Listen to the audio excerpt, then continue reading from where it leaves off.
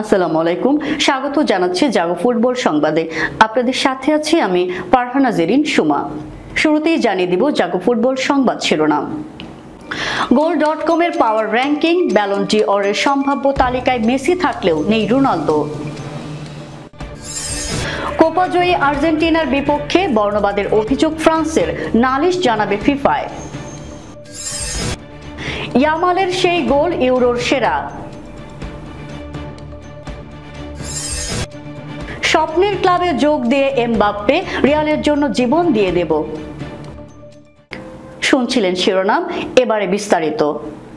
Harry Kane আর Jude বেলিংহামের স্বপ্ন ভেঙে euro জয় করেছে স্পেন। নায়ক হলেন দেশটির ফুটবলার রদ্রি।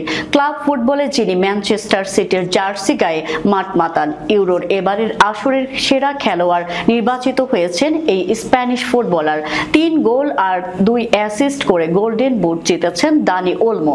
সঙ্গে ক্লাব ফুটবলে তো বছর জুড়ে দাপট ছিলই, তাতেই দুজনেই আছেন এবার ব্যালন ডি'অর জয়ের শীর্ষে। এমনকি টুর্নামেন্টের উদীয়মান তারকার পুরস্কার জেতা লামিন ইয়ামালও আছেন এই তালিকায়। ফুটবল ভিত্তিক সংবাদ মাধ্যম গোল.কম ব্যালন ডি'অর পাওয়ার র্যাঙ্কিং করেছে, যেখানে সবার উপরেই আছে রদ্রির নাম। তালিকায় আছেন ভিনিসিয়াস জুনিয়র ও হুলিয়ান আলভারেজও। লিওনেল মেসির নাম থাকলেও নেই তিনি সেরা 10-এর তালিকায়, তাকে পাওয়া গেছে 16 নম্বরে। আর্জেন্টাইন মহাতারকার নাম থাকলেও নেই পর্তুগিজ মহাতারকা ক্রিস্টিয়ানো রোনালদোর নাম। এই তালিকায় সবার শীর্ষে নাম রয়েছে স্পেনের রদ্রির, যিনি ম্যানচেস্টার সিটির হয়ে ইংলিশ লিগের শিরোপা জিতেছেন। আগের আসরে ট্রেবল জিতলেও এবার তা হয়নি, যদিও উয়েফা সুপার কাপ এবং ক্লাব বিশ্বকাপ জয়ের স্বাদ এবার পেয়েছেন। স্পেনের হয়ে সবশেষ জিতেছিলেন উয়েফা নেশনস লিগ, আর এবার জিতলেন ইউরো। সবশেষ মৌসুমে 12টি গোল তিনি নিজে করেছেন, সতীর্থদের দিয়ে করিয়েছেন আরো 15 গোল। তাই এসব বিবেচনায় তাকে শীর্ষে রেখেছে গোল.কম। তালিকার দ্বিতীয় স্থানে আছেন ভিনিসিয়াস জুনিয়র, তারপর একে একে Jude Bellingham, Dani Carvajal, Lautaro Martinez, Toni Kroos, Kylian Mbappe, Harry Kane, Phil Foden, Nico Williams, Florian Wirtz, Lamine Yamal, Erling Haaland, Emiliano Martinez, Alvaro Morata, Lionel Messi, Julian Alvarez, Dani Olmo, Bukayo Saka ও Rodrygo. Record 8 বার এই পুরস্কার জিতেছেন Lionel Messi, 6 বার নিজের করেছিলেন Cristiano Ronaldo. 2008 থেকে 2023 পর্যন্ত একচেটিয়া ভাবে পুরস্কারটি ছিল রোনালদো ও মেসির দখলে। মাঝে 2018 সালে লুকা মদ্রিচ ও 2022 সালে সেটি জিতে নিয়েছিলেন করিম বেনজেমা। তবে সবশেষ গত বছরও পুরস্কারটি ফের নিজের করে নেন মেসি। 2022 বিশ্বকাপ ফাইনালের রেশ এখনো কাটিয়ে উঠতে পারেনি আর্জেন্টিনা। সেবারও দেখা গেছে বিশ্বকাপ ফাইনাল জয়ের পর ফ্রান্স ফুটবলারদের, বিশেষ করে কিলিয়ান এমবাপ্পেকে নিয়ে আর্জেন্টাইন ফুটবলারদের নানা ধরনের আপত্তিকর অঙ্গভঙ্গি এবং মন্তব্য করতে। এর রেশ রয়ে গেল 2 বছর পরও। এবার কোপা আমেরিকায় ফ্রান্স ছিল না, তবুও কোপা জয়ের পর ফ্রান্স ফুটবলারদের উদ্দেশ্য করে বর্ণবাদী আচরণ করছেন আর্জেন্টিনার ফুটবলাররা। দলটির এক ফুটবলারের প্রচার হওয়া ভিডিওয় এমন দৃশ্যই দেখা গেছে। ফ্রান্স ফুটবল ফেডারেশন এ নিয়ে ফিফার কাছে বর্ণবাদী আচরণের বিষয়ে অভিযোগ জানানোর প্রস্তুতি নিচ্ছে। বিশ্বজয়ীদের এই বর্ণবাদী কুকীর্তি ধরা পড়েছে চেলসি তারকা এনজো ফার্নান্দেজের করা লাইভ ভিডিওয়ে। কোপা জয়ের পর স্টেডিয়াম থেকে হোটেলে ফেরার বাসে আর্জেন্টিনার ফুটবলারদের উৎসবের ভিডিও লাইভ করেন এনজো ফার্নান্দেজ। সেখানে গানের ছলে ফ্রান্স ফুটবলারদের নিয়ে বর্ণবাদী মন্তব্য করতে শোনা যায় আর্জেন্টিনা ফুটবলারদের। 2022 সালের বিশ্বকাপ ফাইনালের আগে আর্জেন্টিনা এবং ফ্রান্সের সমর্থকদের মধ্যে রেষারেষি বাকযুদ্ধ পৌঁছেছিল চরম পর্যায়ে। সে সময় দুদেশের সমর্থকদের একাংশের বিরুদ্ধে উঠেছিল বর্ণবিদ্বেষমূলক মন্তব্য করার অভিযোগ। বিশ্বকাপের পর এমবাপ্পেকে নিয়ে বর্ণবাদী গান তৈরি করেছিলেন আর্জেন্টিনার সমর্থকরা। এবার সেই একই অভিযোগে অভিযুক্ত হলেন মেসি এবং তার সতীর্থরা। কলম্বিয়াকে হারিয়ে রেকর্ড এরপর 16 বার কোপা আমেরিকা চ্যাম্পিয়ন হয়েছে আর্জেন্টিনা। বিশ্বকাপ জয়ের পর কোপা খেতাব ধরে রাখতে পারায় উচ্ছ্বাসের বাঁধ ভাঙে আর্জেন্টিনার ফুটবলারদের। স্টেডিয়ামের পর হোটেলের ফেরার বাসেও উৎসবে মেতেছিলেন তারা। উৎসবের সেই মুহূর্তে মোবাইলের ক্যামেরায় বন্দি করেছিলেন ফার্নান্দেজ। সেই ভিডিও সামাজিক যোগাযোগ মাধ্যম লাইভ করেন তিনি।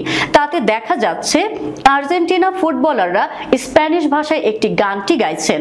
গানের পর হঠাৎ কয়েকজনের গলায় শোনা যায় বর্ণবিদ্বেষী মন্তব্য। 2 বছর আগে বিশ্বকাপের পর সমর্থকদের তৈরি করা সেই বর্ণবিদ্বেষী গানটা গাইতে শুরু করেন তারা, যার অর্থ ফ্রান্সের জাতীয় দলের সব ফুটবলাররাই আসলে অ্যাঙ্গোলার। তাদের বাবা মায়েরা আফ্রিকার বিভিন্ন দেশ থেকে এসেছেন, কেউ ফরাসি নন। এরপর কেউ একজনকে বলতে শোনা গেছে, ভিডিও বন্ধ করো। ফার্নান্দেজও সঙ্গে সঙ্গে বন্ধ করে দেন। গানের বাকি অংশ শোনা যায়নি। ভিডিওর শেষ দিকের অংশ নিয়ে বিতর্ক তৈরি হয়েছে। সমর্থকদের তৈরি করা সে গানে এমবাপ্পের বান্ধবীকে নিয়ে বাজে মন্তব্য রয়েছে। সেখানে বলা হয়েছে তারা ফ্রান্সে খেলে, কিন্তু তারা সবাই অ্যাঙ্গোলা থেকে আসা। তারা দৌড়ায় ভালো, লিঙ্গান্তরিত মানুষের সঙ্গে শয়। তাদের মা নাইজেরিয়ান, তাদের বাবা ক্যামেরুনিয়ান, কিন্তু পাসপোর্টে বলা ফ্রেঞ্চ। একাংশ ফ্রান্স ফুটবল ফেডারেশন এ নিয়ে যার পরনায় অসন্তুষ্ট। বার্তা সংস্থা এএফপি কে ফ্রান্স ফুটবল ফেডারেশনের ঘনিষ্ঠ একটি সূত্র জানিয়েছে, এ ব্যাপারে তারা আর্জেন্টাইন ফুটবল ফেডারেশনকে চিঠি দেবে।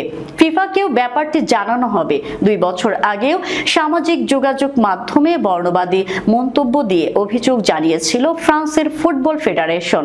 আর্জেন্টিনা দল বা ফুটবল ফেডারেশন এ নিয়ে এখনো মুখ খোলেনি। এদিকে অন্তত অপমানজনক ভাষায় ফ্রান্স দলকে নিয়ে গান গাওয়ার পর ক্ষমা চেয়েছেন Argentine midfielder Enzo Fernandez. Copa America জয়ের উন্মাদনা পেয়ে বসেছিল তাকে, এমনও জানিয়েছেন তিনি। ইউরোপিয়ান চ্যাম্পিয়নশিপে ফ্রান্সের বিপক্ষে দুর্দান্ত এক গোলে স্পেনকে সমতায় ফিরিয়েছিলেন লামিন ইয়ামাল। সেমিফাইনালের সেই গোলই টুর্নামেন্টের সেরা নির্বাচিত হয়েছে। মঙ্গলবার নিজেদের ওয়েবসাইটে টুর্নামেন্টের সেরা 10 গোল প্রকাশ করেছে উয়েফা। সেমিফাইনালে ফ্রান্সের বিপক্ষে আলভারো মোরাতার পাস পেয়ে বক্সের অনেকটা বাইরে থেকে প্রতিপক্ষের একাধিক খেলোয়াড়ের উপর দিয়ে শট নেন। সেটি বাগ পেয়ে পোস্টে লেগে জালে জড়ায়। ওই গোলে ইউরোর ইতিহাসে সবচেয়ে কম বয়সে গোলদাতা হওয়ার কীর্তি গড়েন ইয়ামাল। দ্বিতীয় সেরা নির্বাচিত হয়েছে শেষ 16 স্লোভাকিয়ার বিপক্ষে ইংল্যান্ডের জুড বেলিংহামের ওভারহেড কিকের গোলটি। গ্রুপ পর্বে স্কটল্যান্ডের বিপক্ষে বক্সের বাইরে থেকে শটে করা সুইজারল্যান্ডের সাকেরির গোলটি হয়েছে তৃতীয়। সান্তিয়াগো বার্নাবু যেন পরিণত হয়েছে জনসমুদ্রে। রিয়াল মাদ্রিদ সমর্থকদের উপস্থিতিতে তিল ধারণের জায়গাটুকু আর অবশিষ্ট নেই গ্যালারিতে।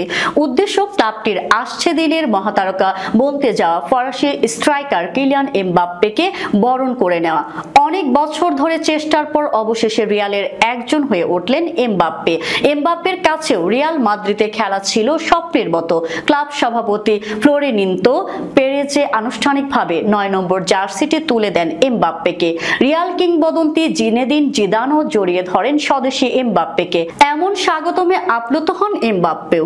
বক্তব্য দিতে গিয়ে রিয়ালের নতুন নাম্বার 9 বলেন, আমি আমার মায়ের চোখে জল দেখতে পাচ্ছি। এই দিনটা আমার জন্য অবিস্মরণীয়। ফ্লোরেন্তিনো পেরেজকে আমি ধন্যবাদ জানাতে চাই। রিয়াল মাদ্রিদ পৃথিবীর সবচেয়ে বড় ক্লাব। আমি জিততে চাই। আমি এই ক্লাবের গৌরবময় ইতিহাসের অংশ হতে চাই। আমি সুখী, আমি সত্যি সুখী। এখানে আসতে পেরে অবাস্তব মনে হচ্ছে। আমি বহু বছর রিয়াল মাদ্রিদের স্বপ্ন দেখেছি, আর আজ সেই স্বপ্ন এখন সত্যি। এমবাপ্পে যোগ করেন, আমি এখন ক্লাবের আশার প্রতিফলন ঘটাতে চাই পৃথিবীর সেরা ক্লাবটির। আমি রিয়াল মাদ্রিদ ও এই লোগোটির জন্য জীবন দিতে প্রস্তুত। মঞ্চের আয়োজন শেষ করার আগে গ্যালারির সব সমর্থককে একসঙ্গে নিয়ে হ্যালো মাদ্রিদ স্লোগান দেন এমবাপ্পে। দর্শক যাবার আগে জানিয়ে দিব শিরোনামগুলো আরো একবার। goal.com এর পাওয়ার র্যাঙ্কিং, ব্যালন ডি অরের সম্ভাব্য তালিকায় মেসি থাকলেও নেই রোনালদো। কোপা জয়ী আর্জেন্টিনার বিপক্ষে বর্ণবাদের অভিযোগ ফ্রান্সের, নালিশ জানাবে ফিফায়। ইয়ামালের সেই গোল ইউরোর সেরা। স্বপ্নের ক্লাবে যোগ দিয়ে এমবাপ্পে, রিয়ালের জন্য জীবন দিয়ে দেব। এই ছিল এখনকার মতো। আমাদের পরবর্তী সংবাদ দেখার আমন্ত্রণ জানিয়ে শেষ করছি। ধন্যবাদ সবাইকে। আল্লাহ হাফিজ।